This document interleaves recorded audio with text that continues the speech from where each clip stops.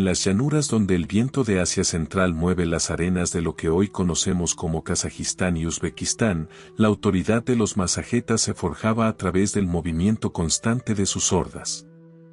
En el año 570 antes de nuestra era, el nacimiento de la hija de Espargapises, quien ejercía el mando supremo como jefe de la Confederación de Tribus, marcó el inicio de una estructura de poder que alteraría la geografía política de la región. El entorno donde Tomiris abrió los ojos se situaba en la ribera del río Araxes, un cauce que la geografía actual identifica como el río Syr Daria, el cual servía de foso natural entre las civilizaciones de agricultores del sur y las naciones nómadas del norte. La pequeña nació en una kibitka, una vivienda circular desmontable compuesta por un armazón de varas de sauce que los artesanos doblaban con calor para darle forma de cúpula, recubriéndola después con gruesas capas de fieltro de lana prensada para bloquear las ventiscas que descendían de las montañas. La jerarquía social de este pueblo integraba a diferentes grupos, entre los que destacaban los ictiófagos, comunidades que ocupaban las zonas pantanosas del curso inferior del Syr Daria. Los ictiófagos basaban su sustento en la captura masiva de peces, los cuales procesaban sobre piedras calientes para convertirlos en una harina seca que permitía el almacenamiento de alimento durante los meses de escasez. Espargapises, el padre de Tomiris, gestionaba la lealtad de estos pescadores y de los clanes de jinetes mediante la distribución de las rutas de migración y el control de los pozos de agua. Desde sus primeros meses, la hija del jefe fue vestida con túnicas de cuero fino donde los orfebres cosieron láminas de oro puro que representaban a rapaces y felinos en pleno ataque. Para los masajetas, el oro poseía una función ceremonial vinculada al culto solar y se empleaba para decorar las vainas de los cuchillos y los herrajes de los caballos de los líderes. El aprendizaje de Tomiris comenzó bajo la supervisión de los veteranos del clan, quienes aseguraron su adaptación al clima extremo de las estepas. En el año 565, cuando Tomiris contaba con 5 años de edad, su padre la introdujo en la monta de caballos de baja alzada, ejemplares de gran resistencia que los masajetas criaban por su capacidad de encontrar forraje bajo las capas de hielo. La niña aprendió a manejar las riendas de cuero mientras la horda se desplazaba entre los pastos de verano y los refugios invernales, desarrollando el equilibrio necesario para dormir sobre la montura durante las marchas forzadas. La formación de la princesa incluía la navegación por las dunas y la identificación de plantas medicinales que crecían en las cuencas fluviales, fundamentales para la higiene de los campamentos y la salud de los animales. La estructura social de los masajetas otorgaba a las mujeres derechos sobre la propiedad de los rebaños y la participación en la defensa de los territorios. Tomiris asistía a las asambleas de los jefes de familia donde se discutían los límites con los Aks, otra confederación de pueblos nómadas de lenguas iranias que habitaba hacia el este y con quienes compartían tácticas de combate. Espargapises enseñó a su hija a leer el comportamiento de las aves para localizar fuentes de agua ocultas tras las elevaciones del terreno. La vida cotidiana se regía por la luz del sol, y la joven pasaba largas horas en los talleres de los herreros observando la fundición del bronce para la fabricación de las puntas de las flechas y las hojas de los hachas de combate conocidas como sagaris. El sagaris consistía en un hacha de mano con un filo cortante en un extremo y una punta perforante en el otro, diseñada por los artesanos para fracturar la protección de los cascos de metal y derribar a los oponentes en el combate cuerpo a cuerpo. Tomiris practicaba el manejo de esta herramienta golpeando postes de madera de arce bajo la vigilancia de los guardias de su padre. Además del hacha, su entrenamiento militar incluyó el dominio del arco compuesto, una pieza de tecnología balística manual construida con láminas de madera reforzadas con capas de cuerno y tendones de animales.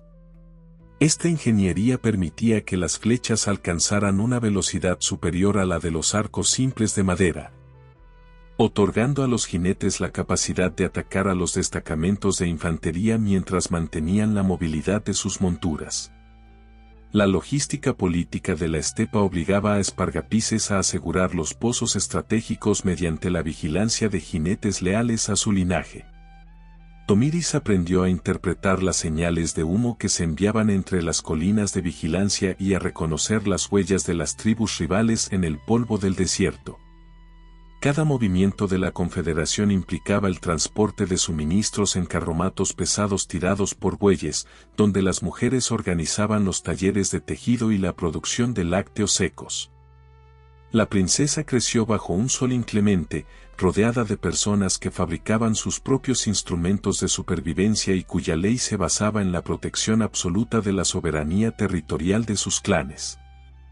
Al finalizar sus años de aprendizaje inicial, la hija de Espargapises ya recorría de forma autónoma las riberas del río Syr Daria, asumiendo tareas de reconocimiento en las fronteras de agua.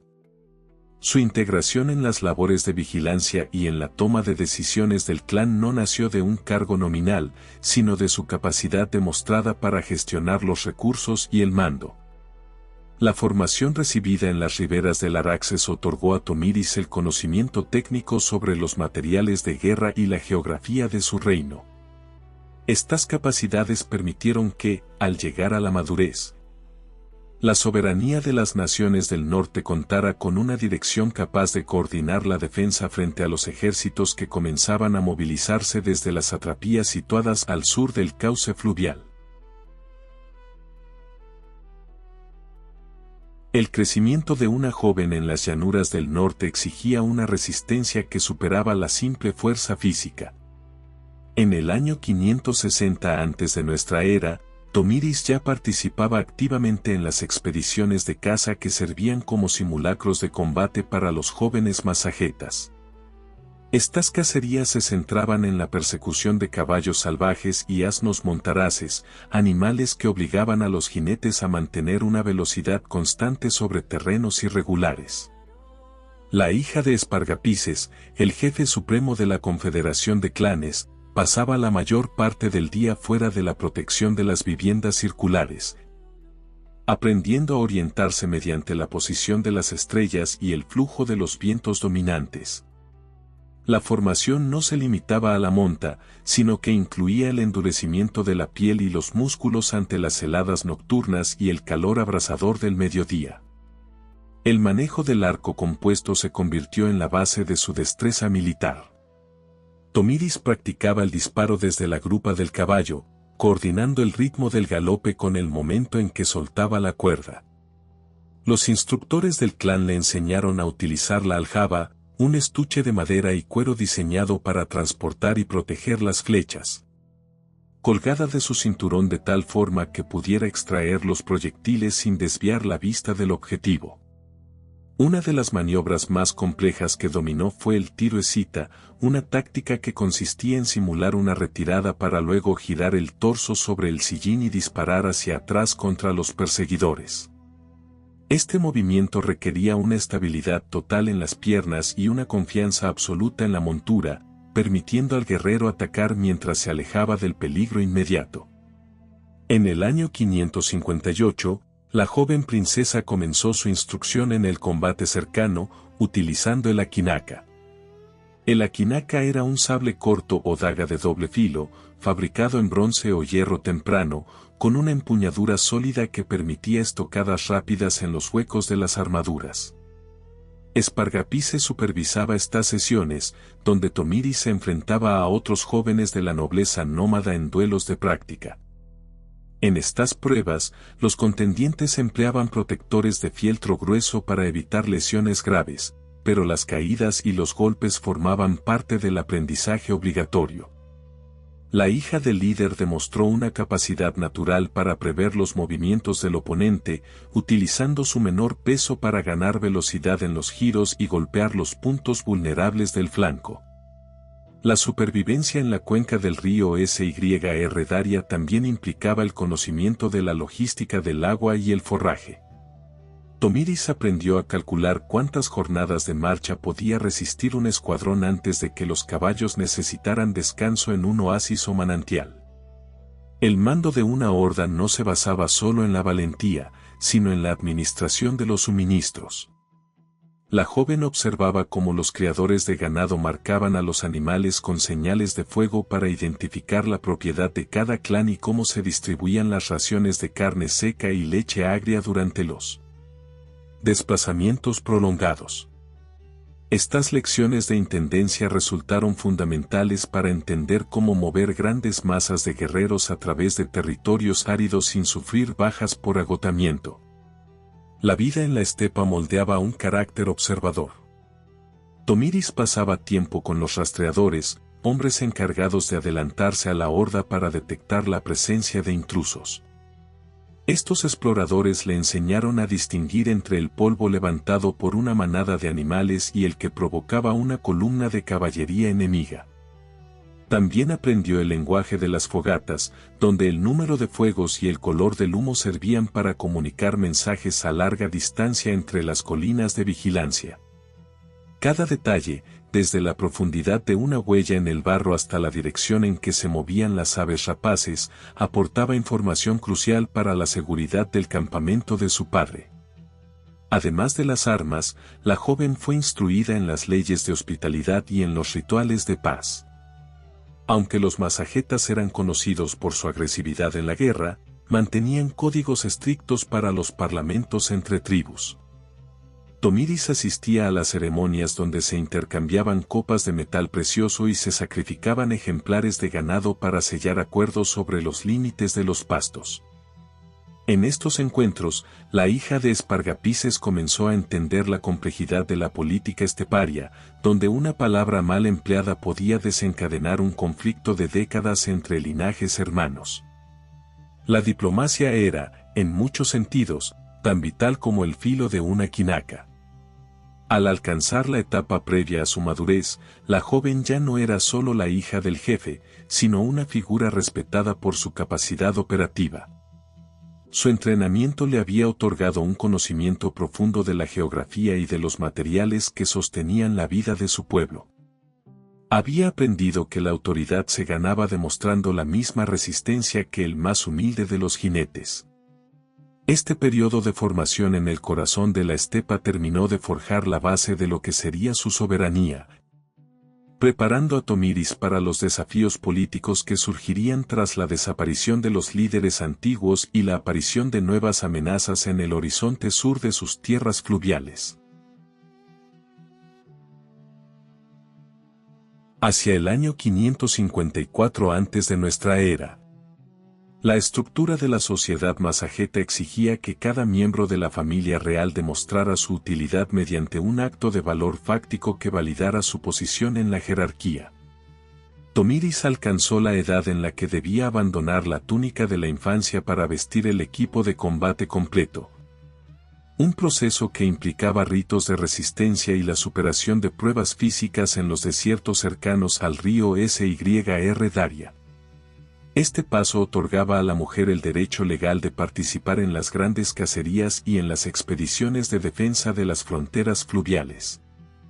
Arás, un comandante de las vanguardias y consejero de confianza de su padre Espargapises, supervisó la entrega del equipo reglamentario, asegurando que cada pieza estuviera ajustada a las medidas de la joven para evitar estorbos durante el galope.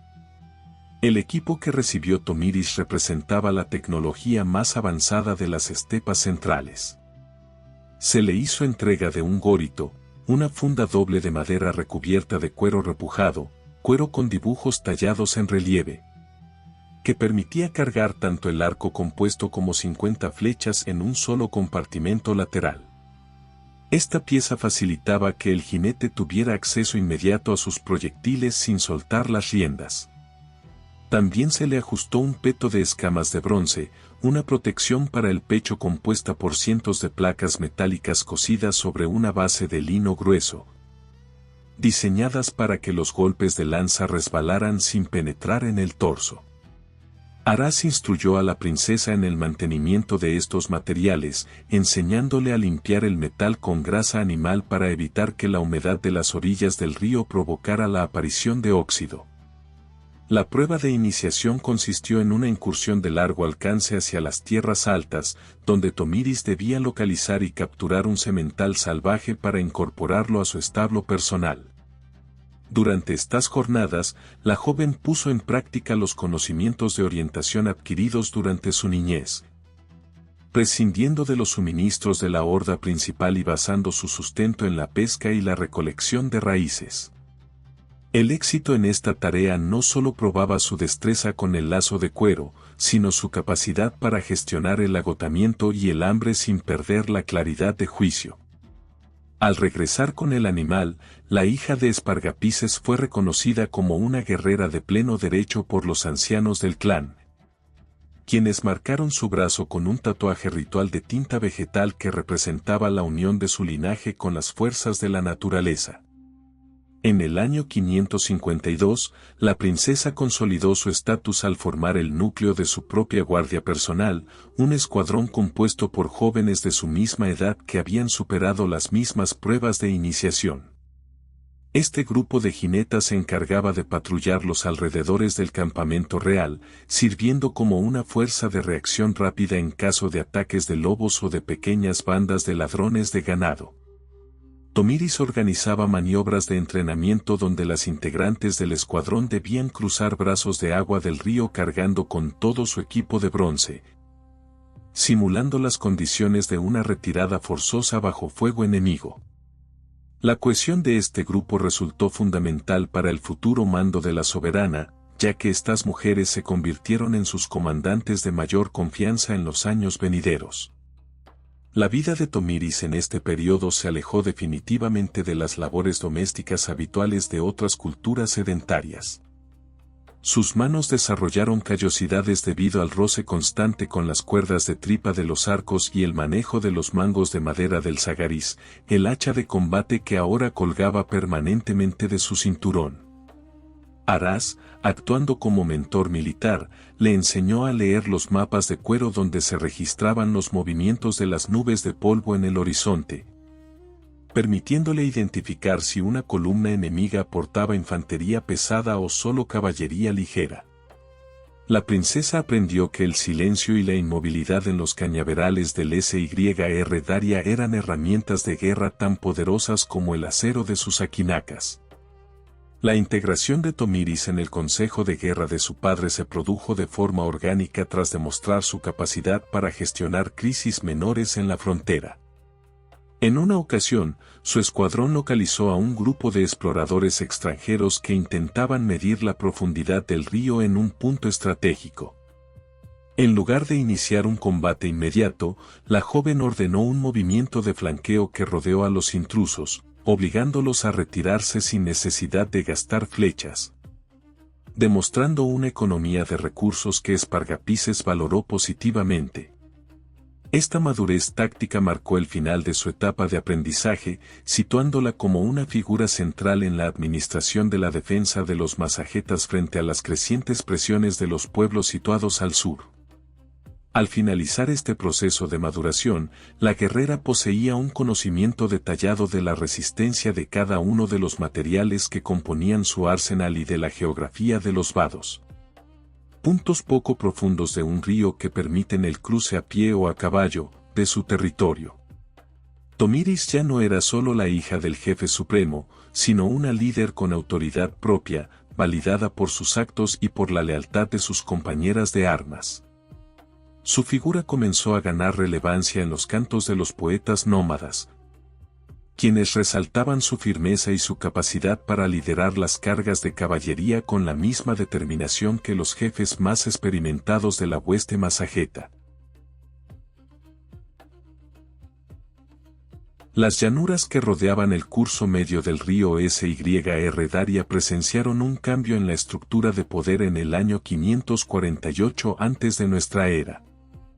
Espargapises, buscando asegurar la estabilidad de la confederación, organizó el matrimonio de su hija Tomiris con Rustak, un influyente jefe que lideraba los clanes de las tierras pantanosas situadas hacia el occidente. Rustak poseía el mando de una numerosa caballería y gestionaba los derechos de pesca en las desembocaduras del cauce fluvial, lo que lo convertía en el aliado más valioso para mantener la unidad frente a las presiones de las tribus vecinas. Este acuerdo funcionaba mediante leyes de intercambio de bienes, donde cada linaje aportaba miles de cabezas de ganado y sementales de raza para sellar el pacto de sangre que uniría a las dos grandes ramas de los masajetas. La ceremonia de unión se desarrolló en los pastos de primavera, coincidiendo con el deshielo de las montañas que alimentaban el río. Los clanes levantaron un recinto circular de sillería temporal, piedras apiladas sin argamasa para delimitar el espacio sagrado, donde los novios intercambiaron piezas de equipo militar de gran valor. Tomiris entregó a Rustak un arco compuesto y una aljaba de cuero fino, mientras que el jefe del oeste le obsequió un caballo de pelaje cenizo y una quinaca con la empuñadura de oro trabajado en forma de espirales. Los asistentes consumieron grandes volúmenes de kumis, una bebida fermentada elaborada a partir de leche de yegua que se almacenaba en odres, bolsas de piel de animal cocidas para contener líquidos. Para las grandes celebraciones del pueblo nómada. La legislación masajeta sobre el matrimonio establecía una independencia económica inusual para la época. Tomiris mantuvo la propiedad directa sobre sus manadas y sobre su propia guardia personal, la cual había formado años atrás. El pacto creaba una obligación de defensa mutua en caso de invasión externa, manteniendo la autonomía de cada facción en los asuntos internos. Los escribas orales del Consejo de Ancianos registraron los límites de los nuevos territorios de pastoreo, asegurando que las hordas de ambos líderes pudieran convivir en los vados del Syr Daria sin generar conflictos por los recursos de forraje para las monturas. La unión no buscaba la absorción de un clan por otro, sino la creación de un bloque militar compacto capaz de proyectar su fuerza hacia las fronteras del sur. En el año 545, la unión produjo su fruto más importante con el nacimiento de un varón. Siguiendo la tradición de honrar a los ancestros vivos, Tomiris nombró al niño Espargapises en honor a su abuelo y jefe supremo del pueblo. El nacimiento del heredero garantizaba la continuidad del linaje y reforzaba la cohesión entre los clanes del centro y del oeste de la estepa. El pequeño Espargapises recibió desde su cuna una daga de bronce y fue envuelto en pieles de leopardo de las nieves, simbolizando su futuro papel como protector de la Confederación. Los maestros artesanos fabricaron para el niño un pequeño carro de madera reforzado con placas de metal para que pudiera desplazarse con la horda durante las largas migraciones estacionales. La economía de la nueva alianza se vio fortalecida por la unificación de los mercados de metales y productos animales. Los clanes de Rustak aportaban cobre y estaño de las minas del norte, mientras que la hueste de Tomiris controlaba las rutas de comercio que descendían hacia las tierras de los Sacs. El intercambio de cueros, lana y harina de pescado permitió que la Confederación acumulara reservas de granos y sal, fundamentales para resistir las épocas de sequía extrema o los movimientos bélicos. La administración de estos recursos recaía en una junta de administradores que respondía directamente ante la princesa y su esposo, asegurando que el reparto de las mercancías fuera proporcional a la participación de cada familia en las tareas de vigilancia de las fronteras. La convivencia entre los dos líderes se basaba en el respeto a las habilidades tácticas y la división del mando. Rustak y Tomiris organizaban patrullas conjuntas para limpiar los límites del territorio de bandidos y clanes menores que buscaban desestabilizar la región. Durante estas expediciones, la princesa demostró que su capacidad de mando era equivalente a la de su esposo, dirigiendo las maniobras de flanqueo mientras Rustak coordinaba la carga de la caballería pesada. La coordinación entre ambos permitió que el territorio masajeta experimentara un periodo de expansión y seguridad interna, permitiendo que las defensas de los vados fueran reforzadas con torres de madera y puestos de observación permanentes. Este periodo de estabilidad familiar y política proporcionó a Tomiris una visión global sobre la gestión de un estado nómada de gran escala. La princesa ya no se ocupaba exclusivamente de la instrucción militar, sino que tomaba decisiones sobre la justicia penal y el comercio exterior de la Confederación. La presencia del joven Espargapises en el campamento real servía como un recordatorio constante de la responsabilidad hacia el futuro del pueblo.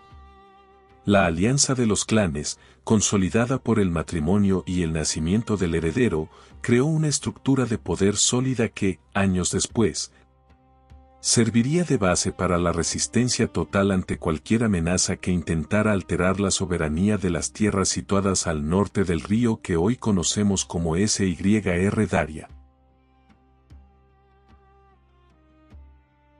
La estabilidad que los masagetas habían alcanzado mediante la unión de las huestes del centro y del oeste se fracturó con la pérdida de los líderes veteranos.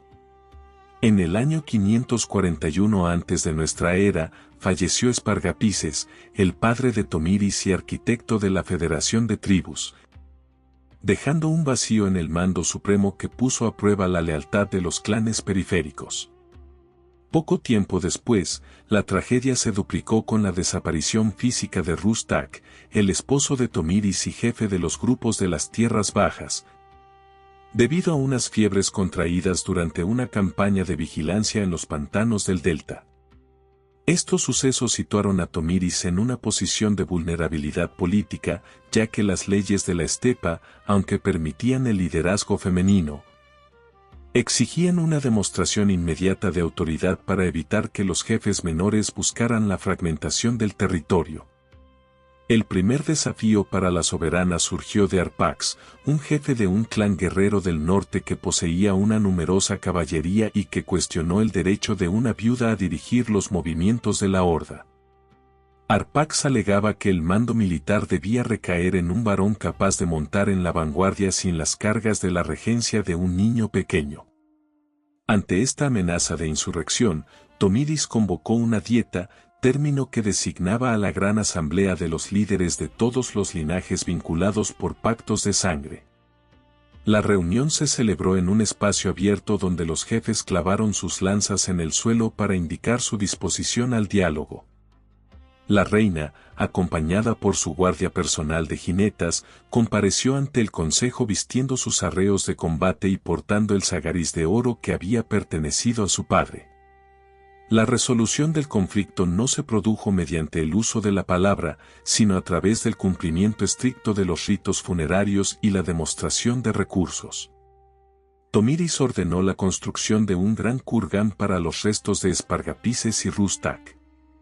Un kurgan consistía en un monumento funerario de dimensiones colosales, construido mediante la acumulación de toneladas de tierra y piedra sobre una cámara central de madera de cedro.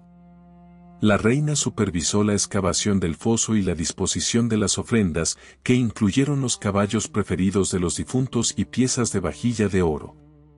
Al movilizar a miles de hombres para esta tarea arquitectónica, Tomiris demostró que conservaba el control sobre la logística y la fuerza de trabajo de la Confederación, silenciando las pretensiones de Arpax sin necesidad de iniciar una guerra civil.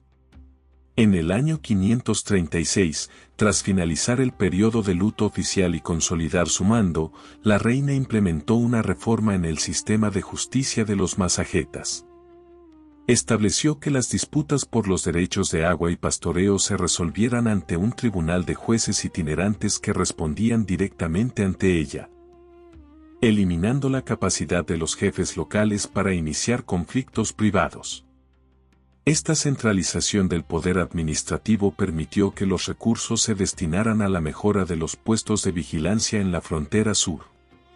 Los artesanos del reino recibieron órdenes de aumentar la producción de escamas de bronce para las armaduras de los caballos, previendo que la expansión de las potencias extranjeras obligaría a la hueste a realizar maniobras de defensa a gran escala en los vados del río Syr Daria. La educación del joven Espargapises, el hijo de Tomiris y heredero al trono, se convirtió en una prioridad de Estado.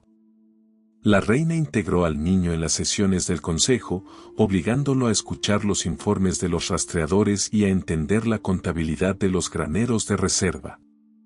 Tomiris delegó la instrucción física del joven en Aras, el antiguo comandante de las vanguardias y mentor de la propia reina, quien enseñó al príncipe a manejar el arco compuesto desde la grupa de un caballo en movimiento.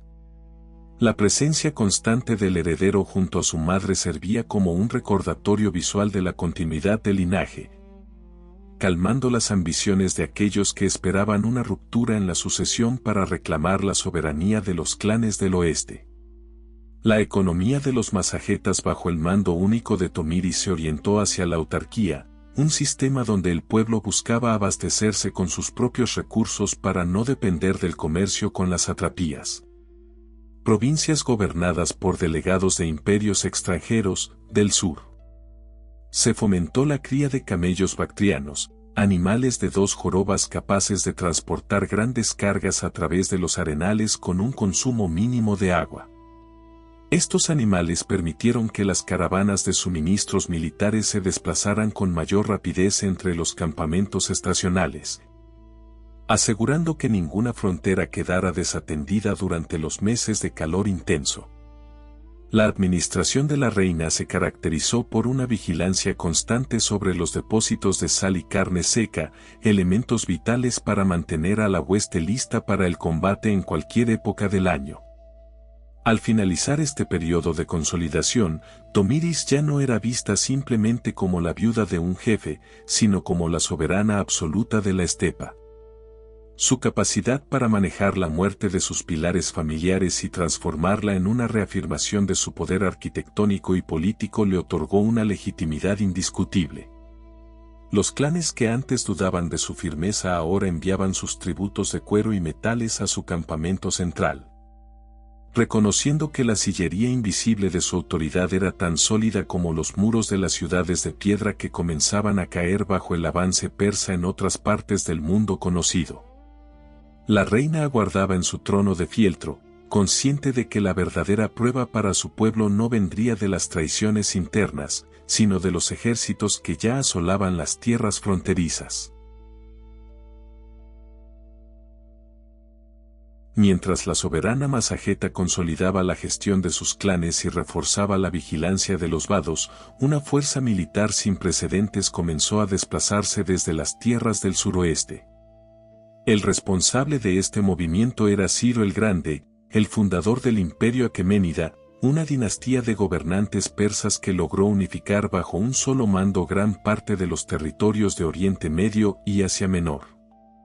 En el año 539 antes de nuestra era, Ciro capturó la ciudad de Babilonia, la metrópoli más influyente de Mesopotamia, mediante una maniobra que desvió las aguas del río Eufrates para que sus tropas entraran por el cauce seco.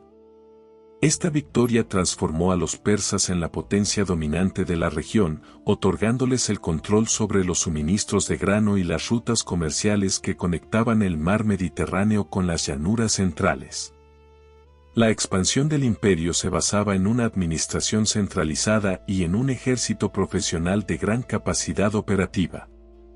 Ciro dividió sus vastos dominios en satrapías, que funcionaban como unidades territoriales gobernadas por sátrapas, oficiales que actuaban como delegados del rey con la responsabilidad de recaudar tributos y mantener el orden público. El soberano persa poseía una fuerza de élite conocida como los Inmortales, un cuerpo de 10.000 guerreros cuya cifra se mantenía siempre constante. Si un soldado caía en combate o enfermaba, era sustituido de inmediato para proyectar la imagen de una unidad inagotable. Estos combatientes portaban escudos de mimbre, ramas flexibles de arbusto tejidas y lanzas con puntas de metal, además de estar protegidos por túnicas bordadas que ocultaban cotas de malla metálica. Las noticias sobre el avance de los persas llegaron a los campamentos de Tomiris a través de los informes de los comerciantes de especias y los fugitivos de las provincias fronterizas.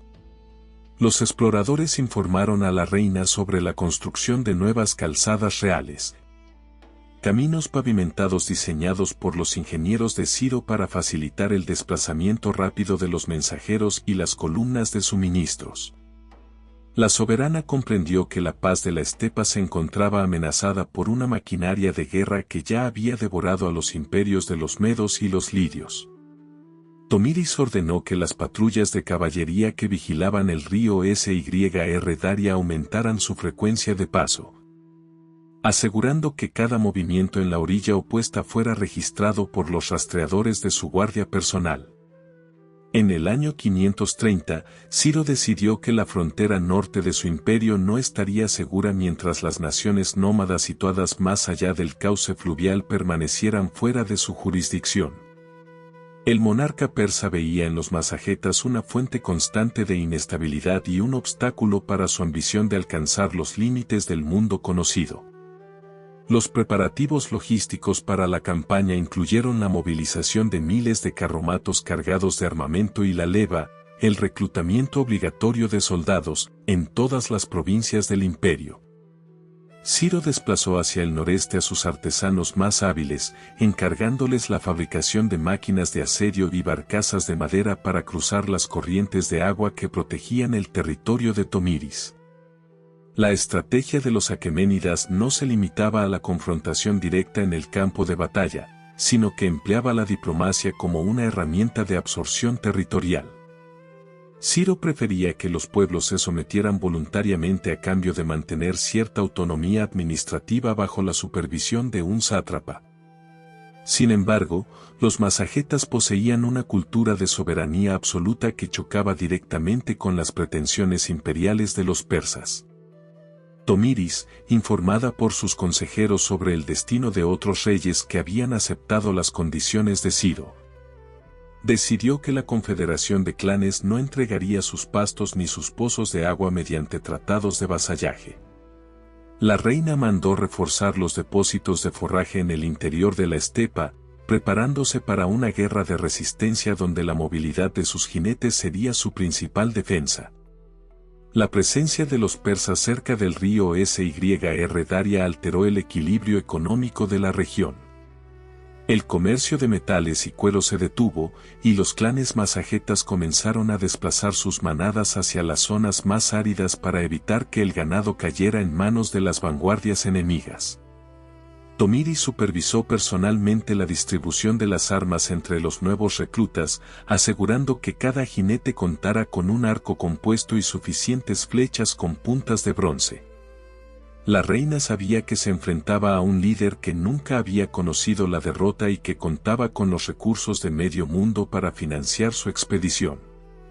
El enfrentamiento entre la joven estructura imperial de los aqueménidas y la milenaria ley de la estepa resultó inevitable a medida que las hogueras del campamento de Ciro comenzaron a ser visibles desde las colinas de vigilancia de los masagetas. Este periodo de tensión previa a la guerra permitió que Tomiris unificara a los clanes bajo un propósito común de supervivencia.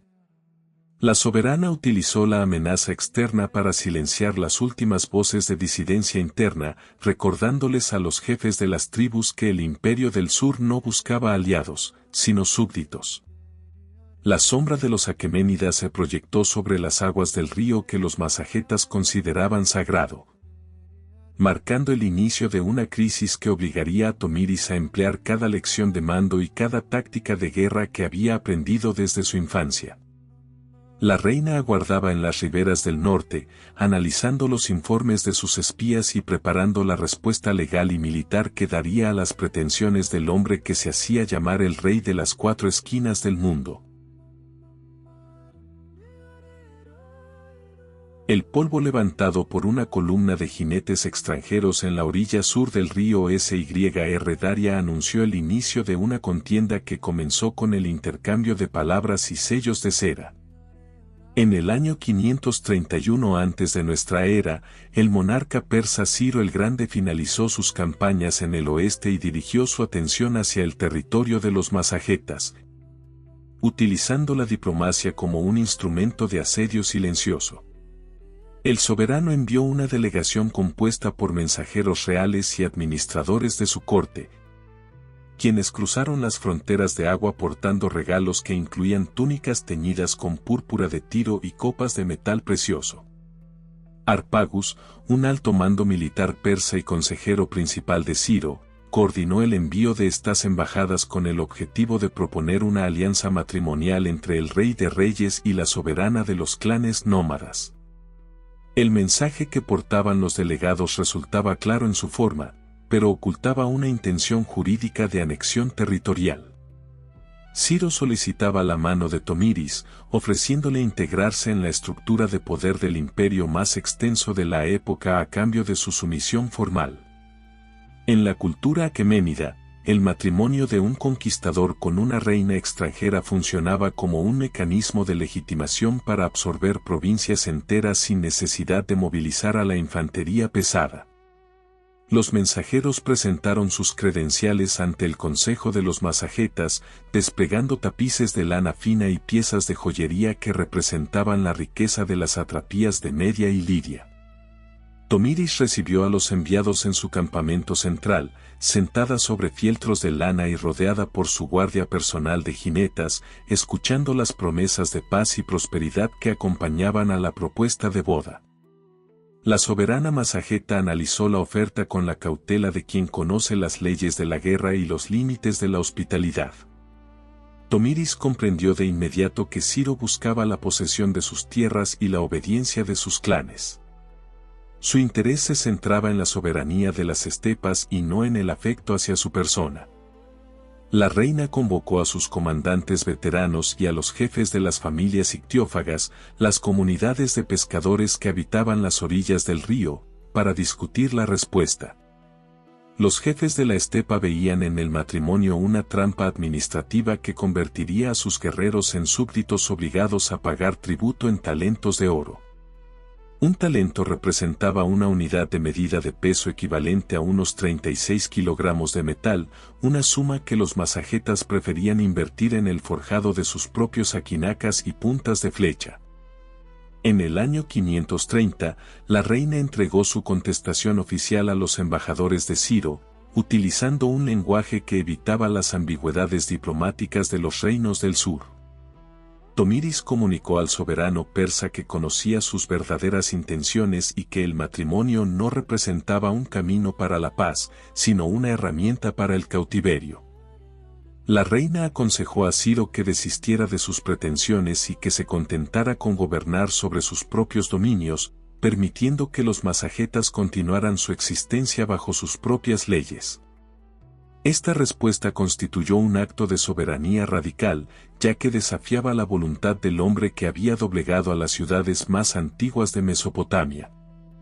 Los mensajeros persas partieron de regreso a la orilla sur del Syr Daria, llevando consigo los regalos rechazados y la confirmación de que la vía del diálogo se había cerrado definitivamente. La economía de la región comenzó a transformarse ante la inminencia del conflicto. Tomiris ordenó el cese de todo intercambio comercial con las provincias bajo control aqueménida, prohibiendo la venta de caballos y cueros a los mercaderes que cruzaban el río. Los masagetas reforzaron la vigilancia sobre las caravanas que transportaban sal y granos, asegurando que los suministros se distribuyeran equitativamente entre los clanes para evitar la escasez durante la movilización de la hueste. La reina validó estas órdenes mediante el uso de su autoridad directa, supervisando la recolección de las cuotas de guerra que cada familia debía aportar para el mantenimiento de los puestos de observación avanzados. La autosuficiencia de la estepa se convirtió en su principal fortaleza económica frente a las líneas de suministro extendidas del ejército imperial. La reacción de Ciro ante el rechazo de la reina fue la movilización inmediata de su maquinaria de ingeniería. Al recibir el mensaje de Tomiris, el monarca aqueménida interpretó la negativa como una afrenta personal y como una señal de que la frontera norte solo podría ser asegurada mediante la fuerza de las armas. Ciro ordenó a sus oficiales que iniciaran el acopio de madera de cedro y cuerdas de cáñamo, una planta cuyas fibras se empleaban para fabricar cabos de gran resistencia, para la construcción de infraestructuras de transporte. Los ingenieros persas comenzaron a medir las corrientes del río, diseñando estructuras que permitieran el paso de la caballería y de los suministros a través de las aguas profundas del Syr Daria. La diplomacia había dado paso a la logística de invasión, y el tiempo de las palabras se agotó bajo el estruendo de los martillos en la orilla opuesta. Tomiris, observando los movimientos del enemigo desde las colinas de vigilancia, preparó a su pueblo para una guerra de resistencia total. La reina sabía que el fracaso de la embajada marcaba el inicio de una crisis que definiría el futuro de su linaje. Ordenó que las mujeres y los ancianos desplazaran las manadas hacia las zonas más áridas del interior, dejando a la caballería ligera como la única presencia visible en las riberas. La soberanía de los masagetas dependía ahora de la capacidad de su reina para coordinar la defensa contra una fuerza que superaba en número a todos los clanes unidos. El río que antes unía a los pueblos como fuente de vida se transformó en la línea de combate donde se decidiría si la estepa seguiría siendo libre o si pasaría a formar parte de los registros tributarios del Imperio Persa.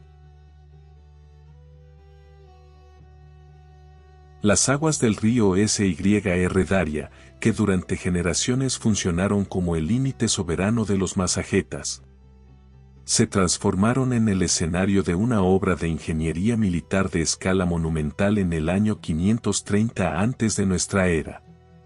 Tras recibir la negativa diplomática de Tomiris, el monarca persa Ciro ordenó a sus arquitectos y zapadores, soldados especializados en la construcción de infraestructuras y fortificaciones, que iniciaran el levantamiento de un puente de pontones.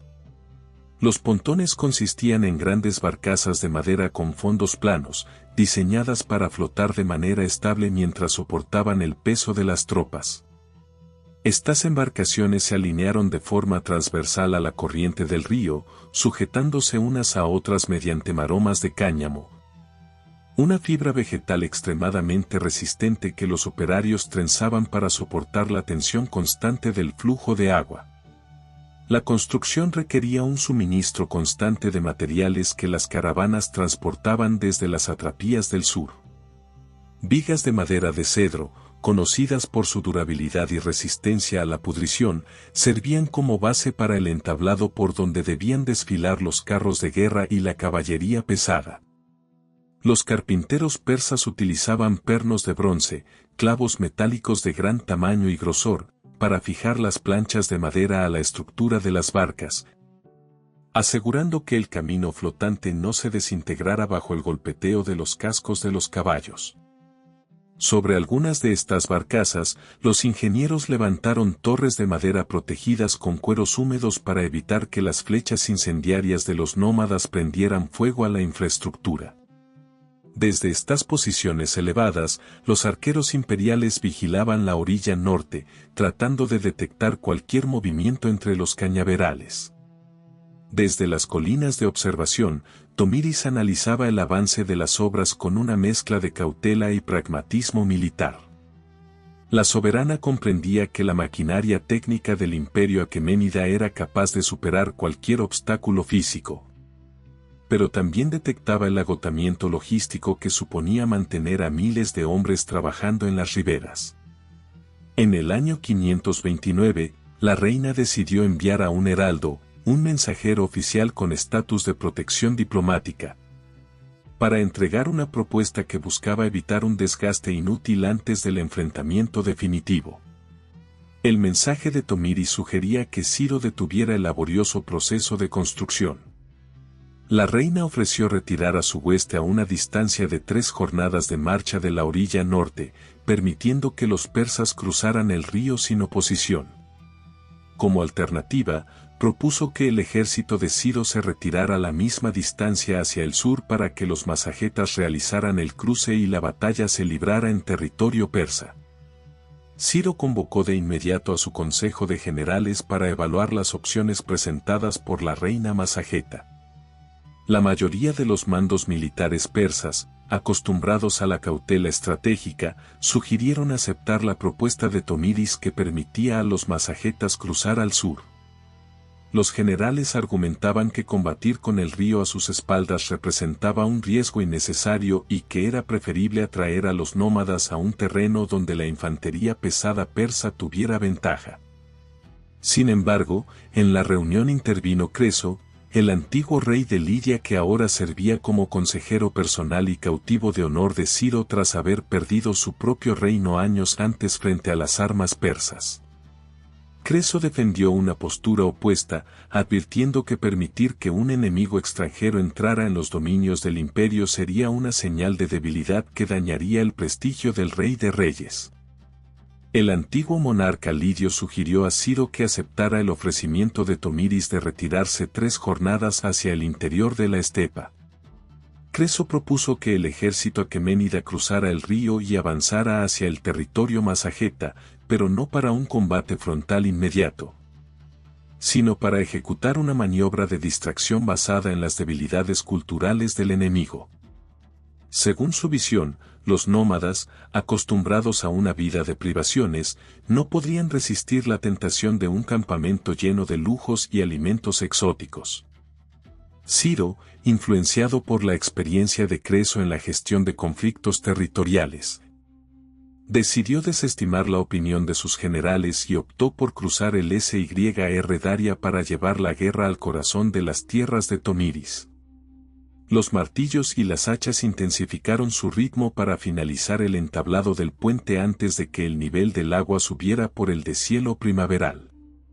La logística de los masagetas comenzó a ajustarse a la nueva realidad estratégica. Tomiris, tras recibir la confirmación de que Ciro aceptaba su propuesta de retirada, ordenó el repliegue coordinado de sus clanes. Los carromatos cargados con suministros de carne seca y harina de pescado se movieron hacia el norte, dejando tras de sí un territorio aparentemente desprotegido. La reina supervisó que los pozos de agua en la zona de retirada fueran señalizados solo para sus propios rastreadores, mientras que la caballería ligera mantenía una vigilancia constante sobre el puente flotante. Cada viga colocada por los persas acercaba el momento del choque físico entre 2 mundos que poseían conceptos de soberanía y honor radicalmente opuestos. La soberana masageta, manteniendo su promesa, alejó a su hueste de las riberas, consciente de que la verdadera defensa del reino no residía en las aguas del río, sino en la profundidad de la estepa y en la capacidad de sus jinetes para golpear cuando el invasor se sintiera más seguro. El puente de madera, cuya construcción ocupó gran parte del año 529 antes de nuestra era, soportó finalmente el peso de las divisiones de infantería persa que penetraron en la orilla septentrional del Syr Daria. Ciro, siguiendo las sugerencias de su consejero Creso, ordenó a sus tropas avanzar una jornada de camino hacia el interior del territorio masageta, aprovechando el espacio vacío que la reina Tomiris había dejado tras su retirada táctica. En lugar de buscar un enfrentamiento inmediato con el grueso de la caballería nómada, el monarca aqueménida mandó instalar un campamento provisional que proyectara una imagen de debilidad y descuido. Los operarios persas levantaron tiendas de campaña de lino fino y dispusieron mesas de madera tallada, cargándolas con una cantidad desproporcionada de suministros que los soldados imperiales no solían consumir en la línea de frente. La estrategia de Ciro consistió en dejar atrás a la sección menos capacitada de su ejército, compuesta por hombres heridos, sirvientes y destacamentos de suministros de baja categoría. El núcleo de la fuerza persa, incluidos los inmortales y la caballería pesada, se retiró sigilosamente al amparo de las dunas y las elevaciones del terreno, situándose a una distancia que permitía el contraataque rápido. En el campamento abandonado, los persas dejaron grandes cantidades de carne asada de buey, panes de trigo blanco y, principalmente, centenares de ánforas. Las ánforas eran recipientes de cerámica de forma alargada, con 2 asas laterales y un cuello estrecho, diseñadas para el transporte y almacenamiento de líquidos. Estos contenedores estaban llenos de vino tinto fermentado, una bebida obtenida a partir del jugo de uva que alcanzaba una graduación alcohólica muy superior a cualquier brebaje conocido en las estepas. Espargapises, el hijo de la reina Tomiris y comandante de la vanguardia de la Confederación, detectó el aparente retroceso de los invasores desde sus puestos de observación. Al frente de un tercio de la hueste masageta, compuesto por jinetes ligeros y guerreros de élite, el joven príncipe decidió atacar la posición persa. En el año 528, las fuerzas de la estepa cargaron contra el campamento señuelo, desbordando con facilidad a la guardia mínima que Ciro había dejado como cebo. Tras una breve escaramuza donde los nómadas emplearon sus arcos y el zagariz, el hacha de combate, para despejar la zona, los guerreros de Espargapises tomaron posesión de los suministros imperiales. La victoria inicial generó un clima de triunfo entre los masagetas, quienes vieron en los lujos abandonados una recompensa por su firmeza territorial. Los guerreros de Tomiris, cuya dieta habitual se basaba en la harina de pescado y el kumis, la leche de yegua fermentada que poseía un efecto embriagante muy leve, comenzaron a consumir las provisiones persas. Los jinetas y jinetes se sentaron en los tapices de lana, rompiendo los sellos de arcilla de las ánforas y bebiendo el vino puro, sin diluirlo con agua como solían hacer las culturas del sur. La falta de experiencia de los masagetas con el alcohol de uva provocó una rápida pérdida de la coordinación motriz y del estado de alerta. El príncipe Espargapises, buscando celebrar la expulsión de los persas de sus tierras, permitió que sus tropas se entregaran al banquete, ignorando las normas básicas de vigilancia que su madre le había enseñado en los vados del río. Mientras el sol descendía sobre el horizonte de la estepa, la capacidad operativa del destacamento masageta se desvaneció. Los guerreros abandonaron sus puestos en las empalizadas y dejaron sus arcos compuestos fuera de su alcance inmediato. La disciplina que Espargapises había mantenido durante años de patrulla se quebró bajo el efecto de la bebida extranjera, transformando a un ejército de jinetes letales en una multitud vulnerable que se sumergió en un sueño profundo y desordenado. Los centinelas que debían vigilar los flancos del campamento descuidaron sus tareas, permitiendo que el silencio de la noche solo fuera interrumpido por el sonido del viento entre las tiendas de lino. Ciro, informado por sus rastreadores apostados en las colinas cercanas, comprendió que el plan de Creso había funcionado y ordenó a sus generales preparar el movimiento de retorno. La logística del engaño persa se basaba en el conocimiento de las diferencias culturales entre los pueblos sedentarios y los nómadas. Ciro sabía que el lujo actuaba como un arma más eficaz que la lanza en un entorno donde los recursos eran escasos. El monarca aqueménida supervisó la distribución de sus tropas de asalto, dividiéndolas en columnas que debían rodear el campamento desde 3 direcciones distintas. Los soldados imperiales se calzaron sus sandalias de cuero suave para minimizar el ruido de sus pasos sobre la arena, mientras que los arqueros prepararon flechas con puntas de hierro para asegurar la penetración en los objetivos que intentaran reaccionar. El hijo de Tomiris, ajeno al peligro, permanecía en el centro de la zona de suministros, confiando en que el río Syr Daria seguía siendo una barrera infranqueable para los persas que acababa de ver huir. Este episodio marcó un punto de inflexión en la campaña, desplazando el conflicto de una guerra de posiciones a una tragedia de errores tácticos.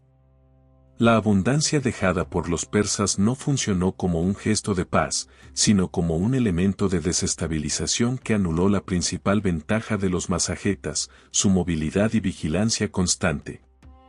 Espargapises, al frente de sus hombres, cometió el error de subestimar la inteligencia de un enemigo que utilizaba la comida y la bebida como instrumentos de captura. La noche en la estepa se volvió un espacio de espera para los aqueménidas, quienes aguardaban el momento en que la intoxicación de los nómadas fuera total para iniciar una operación que cambiaría el rumbo de la soberanía de las naciones del norte. Los destacamentos de infantería persa iniciaron su avance silencioso bajo la luz de las estrellas en el año 528 antes de nuestra era. Ciro el Grande, aprovechando la total vulnerabilidad de la vanguardia masageta, ordenó a sus tropas de asalto penetrar en el recinto de las tiendas de lino que habían servido de cebo. Los soldados aqueménidas, entrenados en operaciones de captura y control, rodearon a los guerreros nómadas mientras estos permanecían en un estado de inconsciencia profunda debido a la ingesta del vino tinto. La operación militar se desarrolló mediante una logística de cerco que permitió a los persas neutralizar a una tercera parte de la hueste móvil de Tomiris sin que se produjera un intercambio de flechas significativo. Los captores utilizaron sogas de cáñamo y grilletes de hierro para asegurar a los prisioneros, impidiendo cualquier intento de reacción física coordinada. Espargapises, el hijo de la soberana Masageta y líder de este cuerpo expedicionario, fue localizado en el centro del campamento. Los soldados de Ciro lo sujetaron mediante el uso de un cepo, un instrumento de madera y metal diseñado para inmovilizar las extremidades de los cautivos de alto rango, asegurando que el heredero de la estepa no pudiera atentar contra su propia vida ni liderar una resistencia desesperada. El joven príncipe despertó rodeado por las lanzas de los inmortales, el cuerpo de élite persa que mantenía su formación de falange, un bloque compacto de infantería con escudos solapados alrededor de la zona de suministros. La captura del hijo de la reina transformó un éxito táctico inicial de los masagetas en una derrota estratégica de dimensiones catastróficas para la soberanía de los clanes del norte. El mando persa organizó de inmediato el traslado de los cautivos hacia la orilla sur del río Syr Daria, cruzando nuevamente el puente de pontones que sus ingenieros habían finalizado meses atrás. Ciro buscaba utilizar a Espargapises como una pieza de intercambio político para obligar a Tomiris a firmar un tratado de vasallaje. El monarca aqueménida ordenó que el príncipe fuera tratado con los protocolos de un prisionero real, lo que incluía el mantenimiento de sus túnicas de cuero decoradas con oro, aunque sus manos permanecieran atadas con ligaduras de cuero crudo. Esta decisión administrativa respondía a la costumbre persa de respetar el estatus social de los enemigos derrotados antes de integrarlos en la estructura administrativa de las satrapías imperiales. Mientras tanto, en el campamento principal de la reina, los rastreadores informaron sobre el movimiento de retorno de las tropas de Ciro y la ausencia de señales de humo provenientes de la vanguardia. Tomiris recibió las noticias sobre la captura de su hijo y la pérdida de miles de sus mejores jinetes durante el transcurso del siglo VI antes de nuestra era. La soberana comprendió que la disciplina de su pueblo había sido quebrada por un elemento ajeno a sus tradiciones, el alcohol de uva.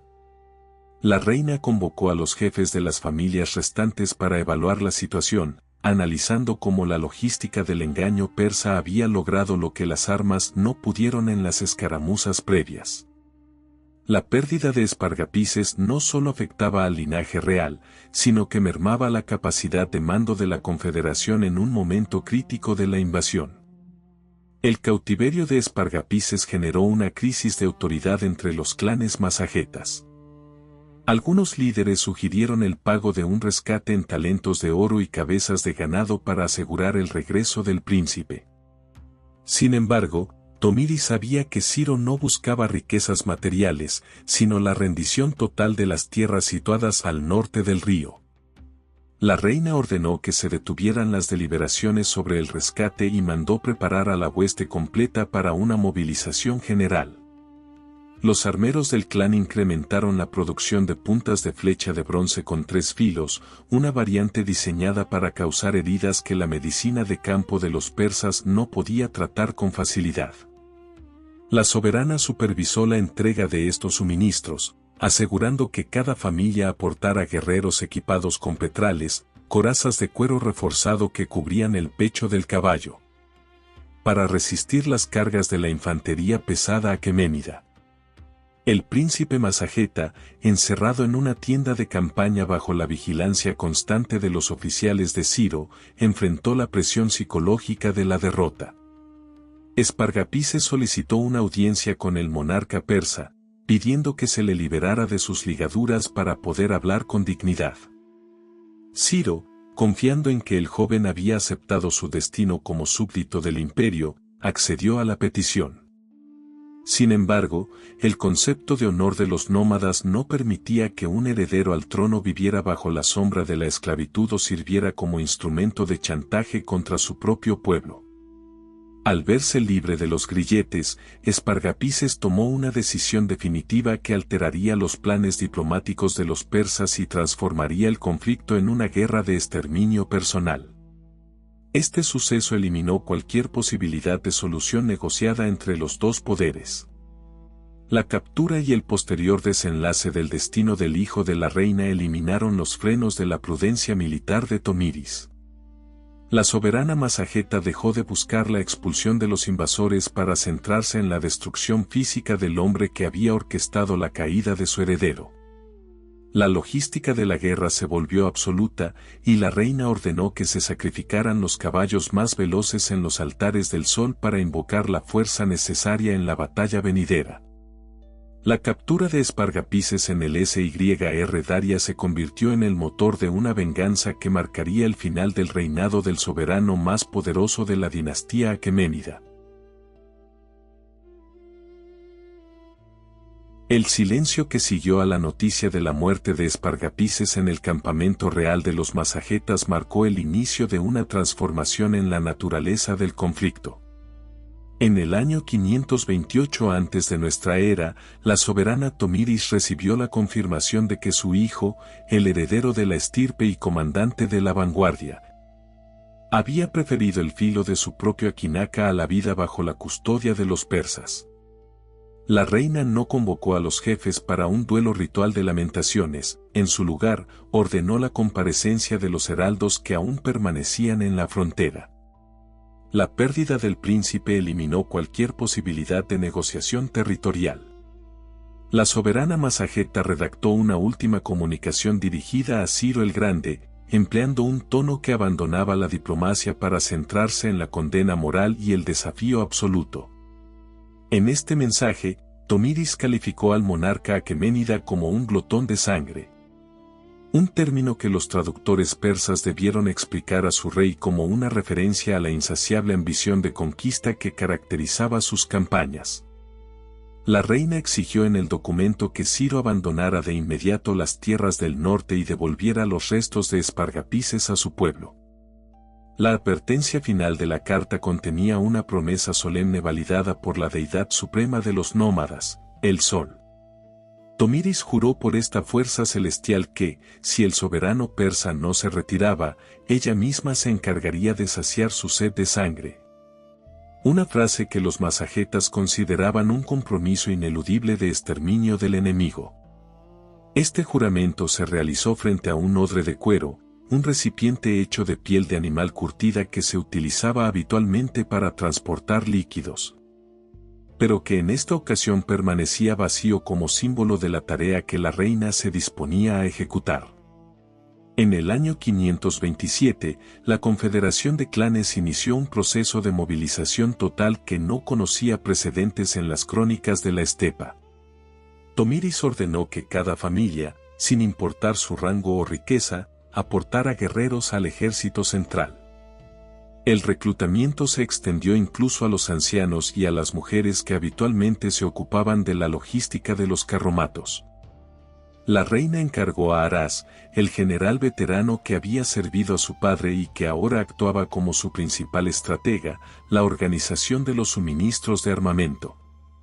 Los talleres de fundición trabajaron sin descanso en la fabricación de puntas de flecha de bronce y hojas de lanza reforzadas con nervaduras centrales para evitar que el metal se doblara al impactar contra los escudos de mimbre de los inmortales persas. La preparación militar incluyó la consulta a los arúspices, sacerdotes o adivinos encargados de interpretar las señales de la naturaleza y los restos de los sacrificios rituales para predecir el resultado de las acciones bélicas. Estos hombres realizaron ceremonias sobre las orillas del río que hoy conocemos como SYR Daria, buscando la aprobación de los espíritus de los ancestros para la batalla definitiva. Tomiris participó en estos ritos vistiendo una túnica de escamas metálicas y portando el sagariz de oro, el hacha de combate que representaba su autoridad legal sobre los clanes unidos. La cohesión del pueblo nómada se fortaleció ante la imagen de su soberana compartiendo las mismas privaciones y el mismo equipo de campaña que los jinetes de fila, eliminando cualquier rastro de disidencia interna. La logística de los masagetas se orientó hacia una guerra de desgaste.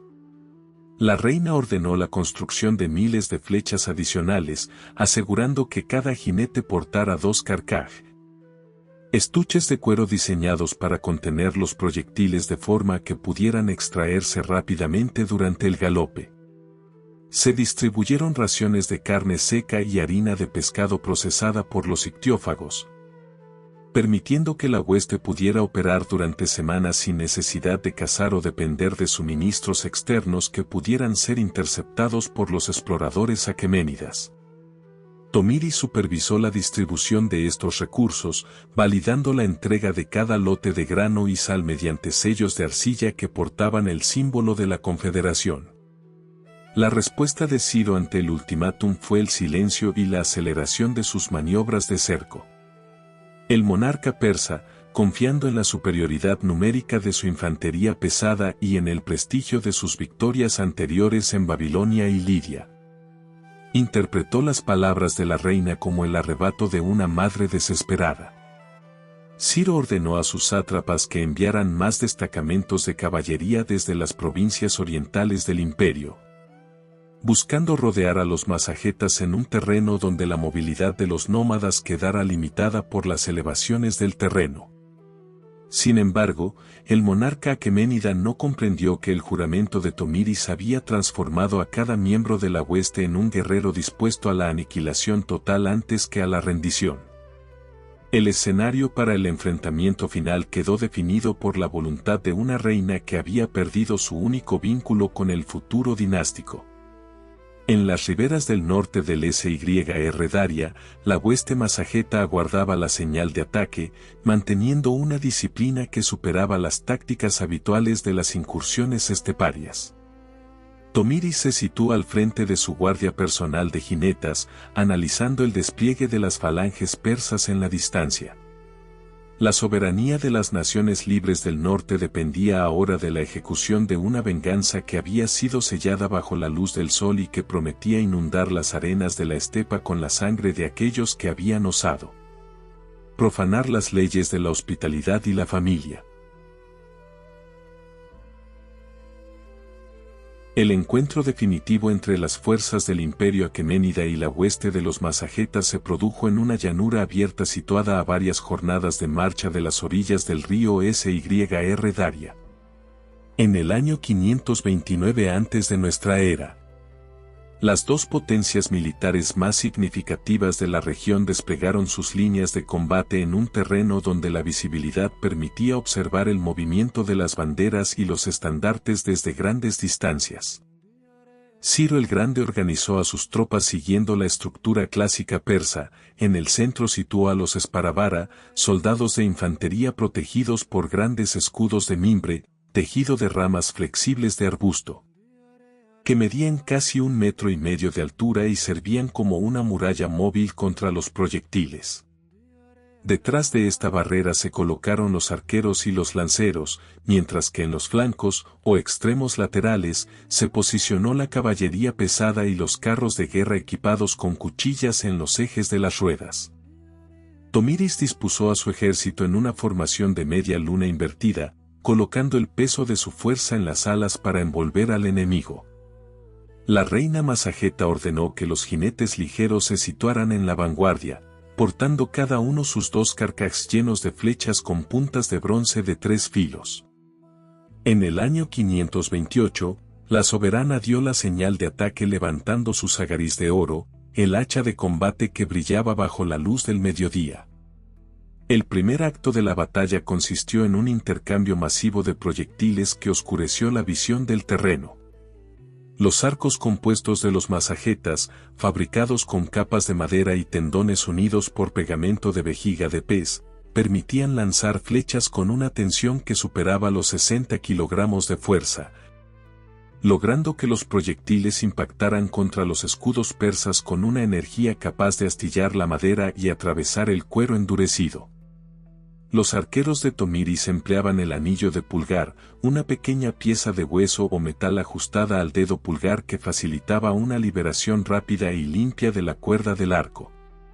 Esta técnica permitía a los nómadas disparar hasta 10 flechas por minuto mientras sus caballos mantenían un galope constante. Los persas respondieron con nubes de flechas de caña, pero la movilidad de los masagetas dificultaba que los proyectiles imperiales encontraran objetivos estáticos. Al agotarse las reservas de flechas en ambos bandos, la distancia entre las dos líneas se redujo rápidamente y el enfrentamiento pasó de la balística a la lucha mecánica directa. La infantería pesada de Ciro avanzó con las lanzas en posición horizontal, chocando contra la caballería de choque de la reina, que vestía corazas de escamas de bronce cosidas sobre cuero de buey. El impacto de las dos masas de combatientes generó un estruendo que se escuchaba en los puestos de vigilancia más remotos. Los masagetas utilizaron el aquinaca, el sable corto de hierro, para atacar los puntos débiles de la formación persa, centrándose en las articulaciones y en los cuellos de los caballos enemigos. Tomiris dirigió personalmente a su guardia de jinetas, un escuadrón de mujeres que portaban petos reforzados y que se infiltraron en los huecos que dejaban los escudos de mimbre de los Esparavara. La reina manejaba su hacha de combate con ambas manos, aprovechando el peso del metal para fracturar los cascos de los oficiales persas.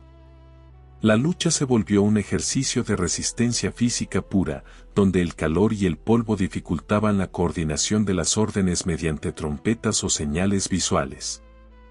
La logística de los masagetas demostró su superioridad en el terreno abierto. Los suministros de agua y harina de pescado, que Tomiris había mandado distribuir semanas atrás, permitieron que sus guerreros mantuvieran un nivel de energía constante durante horas de combate ininterrumpido. Por el contrario, las tropas imperiales de Ciro, alejadas de sus líneas de suministro en el sur y cargadas con equipos pesados, comenzaron a mostrar signos de fatiga. La reina ordenó un movimiento de pinza, donde los clanes de las tierras bajas, que habían permanecido en reserva, cargaron contra la retaguardia persa, bloqueando cualquier posibilidad de retirada organizada hacia el río. La batalla dejó de ser una maniobra de táctica militar para transformarse en una lucha de eliminación donde cada metro de estepa se disputaba con el uso del hierro y la fuerza de empuje de las monturas. Los carromatos de suministros de los masagetas se mantuvieron a una distancia segura, listos para evacuar a los heridos o reponer las armas dañadas. Tomiris supervisó que el flujo de combatientes frescos hacia la línea de frente no se detuviera, utilizando banderas de cuero de diferentes colores para indicar a los jefes de clan cuando debían entrar en acción. En el centro de la formación persa, Ciro intentaba reagrupar a sus inmortales, pero la presión de la caballería nómada desarticuló la cohesión de las falanges. Los escudos de mimbre, que habían sido eficaces en las guerras de Mesopotamia, resultaron insuficientes ante la contundencia de los hachas y las masas de piedra que los masagetas empleaban para romper la formación imperial. El suelo de la llanura se cubrió de fragmentos de flechas, restos de armaduras y piezas de madera de los carros destruidos. Este espacio, que los cronistas posteriores llamarían el campo de huesos, se convirtió en el testigo del fracaso de la estrategia expansionista del imperio aqueménida frente a la defensa territorial de los nómadas. Tomiris, manteniendo su posición en el centro del combate, observó cómo la disciplina de los persas comenzaba a ceder ante la furia de una hueste que combatía por la venganza de un hijo y la libertad de sus pastos. La batalla entró en su fase final, donde la superioridad técnica de los invasores fue neutralizada por la determinación absoluta de un pueblo que no aceptaba otra autoridad que la de su reina y la ley de sus ancestros. El sol alcanzó su posición más alta sobre la llanura de los masagetas en el año 529 antes de nuestra era, marcando el momento en que la estructura del ejército aqueménida comenzó a desintegrarse físicamente. Ciro el Grande, quien ostentaba el título de rey de las cuatro esquinas del mundo, se encontraba en el núcleo de la formación, protegido por los inmortales. Su guardia de élite que mantenía una pared de escudos de mimbre para frenar las cargas de caballería. Sin embargo, la hueste de Tomiris ejecutó una maniobra de ruptura utilizando el clavo de hierro, una formación en cuña donde los jinetes más pesados, con sus monturas cubiertas por mantas de escamas de bronce, golpearon el centro de la falange persa. El estruendo del metal contra la madera de los escudos señaló el colapso de la primera línea imperial, permitiendo que los guerreros de la estepa penetraran en el espacio reservado para el mando superior. En el año 528, la batalla abandonó cualquier pretensión de orden táctico para transformarse en un combate de aniquilación en torno a la figura del monarca persa. Ciro montaba un caballo níceo, una raza originaria de las mesetas de Media que destacaba por su gran alzada y su pelaje blanco, lo que permitía a sus oficiales identificar su posición entre el polvo. La soberana Tomiris, al observar el estandarte real, un mástil de madera coronado por un águila de oro con las alas extendidas, dirigió su propio escuadrón de jinetas hacia ese punto. La guardia personal de la reina empleó el lazo de cuero y la lanza larga para derribar a los defensores que rodeaban al rey de reyes. La infantería pesada aqueménida, agotada por el peso de sus corazas y la falta de agua, no pudo contener el avance de los nómadas que atacaban con la fuerza de quien busca cerrar una deuda de sangre. El combate se concentró en un espacio reducido donde los carros falcados, carros de guerra provistos de cuchillas de hierro en los ejes de los persas quedaron inutilizados al chocar contra los cadáveres de los animales y los restos del equipo militar esparcido. Aras, el comandante veterano que servía como jefe de la estrategia de Tomiris, lideró un movimiento envolvente que cortó la comunicación entre Ciro y sus reservas situadas más cerca del río. En medio del caos, el caballo blanco del monarca recibió el impacto de un proyectil de bronce, lo que provocó que el soberano aqueménida cayera sobre la arena de la estepa. En ese instante, el águila de oro del estandarte real se hundió en el suelo, rompiendo la moral de los soldados imperiales, quienes interpretaron la caída del símbolo como la pérdida del favor divino de su deidad Ahura Mazda. La muerte de Ciro no se produjo en un duelo singular de características heroicas, sino como consecuencia del colapso general de su guardia de corps. Los masagetas superaron en número a los últimos reductos de los inmortales, utilizando sus hachas de combate para fracturar las protecciones metálicas de los oficiales persas. Tomiris se abrió paso hasta el lugar donde yacía el cuerpo del hombre que había orquestado la muerte de su hijo. Alrededor de la soberana, la caballería ligera de los clanes del norte continuaba la persecución de los fugitivos, impidiendo que los supervivientes alcanzaran el puente de pontones sobre el río Syr Daria. La infraestructura de barcas, que Ciro había construido con tanto esfuerzo meses atrás, se convirtió en una trampa mortal cuando miles de soldados intentaron cruzarla simultáneamente, provocando que las maromas de cáñamo cedieran ante la tensión excesiva. La logística de retirada de los persas fracasó totalmente debido a la presencia de su propio tren de suministros, compuesto por cientos de pesados carromatos cargados con tesoros de Babilonia y granos de Media. Estas carretas bloquearon los senderos que conducían hacia el vado, permitiendo que los arqueros masagetas diezmaran a las columnas de infantería que intentaban huir del campo de batalla. En el transcurso de pocas horas, el ejército que había conquistado los reinos más poderosos de Mesopotamia y Asia Menor dejó de existir como fuerza operativa. Los masagetas recolectaron los aquinacas de oro y las túnicas de seda de los oficiales caídos como trofeos de guerra, mientras que los caballos niceos supervivientes fueron capturados para integrarlos en las manadas de la reina. Tomiris permaneció en el centro de la llanura, rodeada por los restos de la mayor maquinaria militar de la época. La soberana ordenó a sus rastreadores que localizaran los restos físicos de Ciro entre la masa de combatientes que cubría el suelo. La caída del rey de reyes marcó el final de la expansión aqueménida hacia el norte y consolidó la soberanía de los masagetas sobre las cuencas del Syr Daria.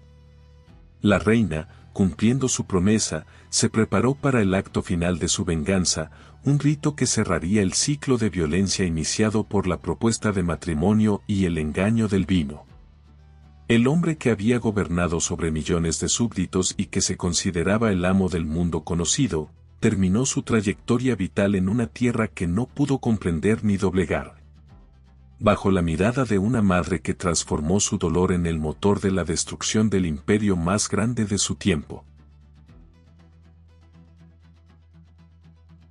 Tras el cese de los estruendos del combate, un silencio pesado se instaló sobre la llanura en el año 529 antes de nuestra era. La soberana Tomiris, portando todavía sus arreos de guerra manchados por el polvo de la batalla, ordenó a sus rastreadores de mayor confianza que localizaran los restos de Ciro entre la masa de combatientes que cubría el terreno. Los jinetes de la Guardia Real recorrieron las filas de los caídos, apartando los escudos de mimbre y las lanzas rotas de los inmortales hasta dar con el cuerpo del monarca aqueménida. La identificación del Rey de Reyes se produjo gracias a los detalles de su túnica de seda púrpura y a la empuñadura de oro de su aquinaca, que yacía a pocos pasos de su mano derecha. Una vez recuperado el cuerpo, los soldados lo trasladaron hasta el centro del campamento Masajeta, donde la reina aguardaba para dar cumplimiento al juramento que había realizado frente al sol. La soberana mandó traer un odre, un recipiente de gran capacidad fabricado con piel de buey curtida que los nómadas utilizaban habitualmente para transportar agua o kumis durante las migraciones. Por orden directa de Tomiris, los sirvientes llenaron el cuero con sangre humana recogida en el campo de batalla, preparando el escenario para un acto de justicia simbólica que cerraría el ciclo de violencia iniciado por la invasión persa. La reina se situó frente a los restos del hombre que había causado la muerte de su hijo y, sujetando la cabeza de Ciro, la sumergió en el líquido rojizo contenido en el odre. En ese momento, la soberana pronunció las palabras que quedarían registradas en las crónicas de las naciones libres del norte: te advertí que te saciaría de sangre, y ahora cumplo mi promesa. Este rito no buscaba la profanación innecesaria, sino la validación de una ley de compensación que los masajetas consideraban fundamental para restablecer el equilibrio de la naturaleza. En el año 525, las noticias sobre la aniquilación del ejército imperial y la caída de Ciro alcanzaron las capitales de Susa y Pasargadae, los centros administrativos y ceremoniales del imperio persa situados a miles de estadios hacia el suroeste. La desaparición del fundador de la dinastía generó un vacío de poder que obligó a su hijo y sucesor, Cambises II, el nuevo soberano de los aqueménidas encargado de gestionar la herencia de su padre, a detener cualquier intento de expansión hacia las tierras situadas al norte del río Syr Daria. Los restos de las divisiones persas que lograron escapar de la llanura cruzaron el puente de pontones en desorden, abandonando sus máquinas de asedio y sus estandartes. La derrota en la estepa funcionó como un aviso para los futuros gobernantes del sur, quienes comprendieron que la soberanía de los clanes nómadas no podía ser doblegada mediante la logística tradicional de las falanges de infantería. Tomiris, tras asegurar la retirada definitiva de los invasores, dirigió el retorno de sus clanes hacia las cuencas fluviales donde habitaban los ictiófagos. La reina supervisó la reconstrucción de las quibitcas y la reorganización de los rebaños que habían sido desplazados hacia el interior del desierto para protegerlos del saqueo. La Confederación Masajeta, aunque victoriosa, debió enfrentar el duelo por la pérdida de una generación de guerreros y del joven Espargapises. La soberana ordenó la construcción de un kurgán de dimensiones excepcionales en un punto elevado de la estepa, donde se depositaron las armas y los adornos de oro del príncipe heredero.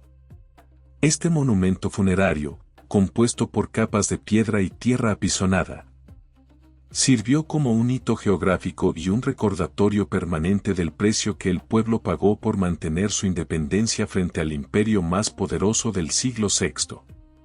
La historia de la victoria de Tomiris se transmitió inicialmente a través de los cantos de los poetas nómadas, quienes recitaban las hazañas de la reina durante las festividades del equinoccio. Décadas después, estos relatos llegaron a los oídos de Heródoto, un investigador y viajero de la ciudad griega de Halicarnaso que se dedicó a registrar los conflictos entre Oriente y Occidente.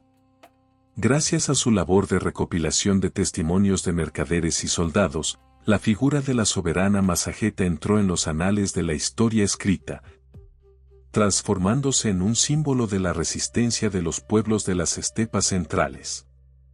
El nombre de Tomiris quedó vinculado para siempre a la imagen de la firmeza maternal y la capacidad estratégica, inspirando a otros líderes que, en siglos posteriores, debieron enfrentar amenazas similares en las fronteras de Asia. La administración de la reina en los años posteriores a la guerra se centró en el fortalecimiento de los lazos comerciales con los Sacs y otras tribus del este, creando una red de defensa mutua que protegiera los vados del SYR Daria de futuras incursiones. Tomiris gobernó con una autoridad que ya nadie se atrevía a cuestionar, manteniendo la unidad de los clanes mediante la gestión equitativa de los pastos y el respeto a las leyes de los ancestros.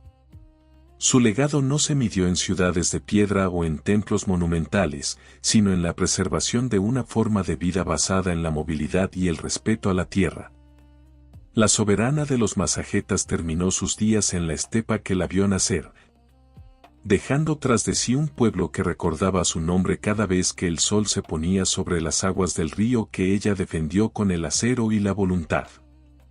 Hoy en día, el recuerdo de aquella batalla se conserva en los fragmentos de puntas de flecha de bronce que los arqueólogos encuentran en las arenas de Kazajistán y en los imponentes túmulos funerarios que todavía desafían el paso del tiempo. La figura de Tomiris permanece como la encarnación de la justicia que nace del dolor y de la soberanía que no conoce de vasallajes.